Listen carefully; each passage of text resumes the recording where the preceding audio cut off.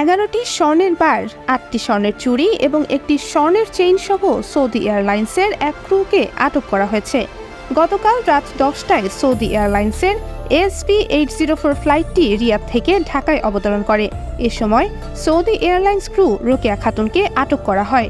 তিনি সিরাজগঞ্জ জেলার অধিবাসী।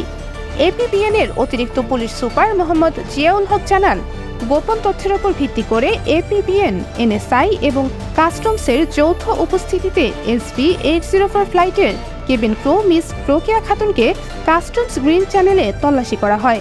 এ সময় তার শরীর তল্লাশি করে 11টি স্বর্ণের বার, 8টি স্বর্ণের চুড়ি এবং একটি স্বর্ণের চেইন পাওয়া যায়, যার আনুমানিক ওজন 1968 গ্রাম।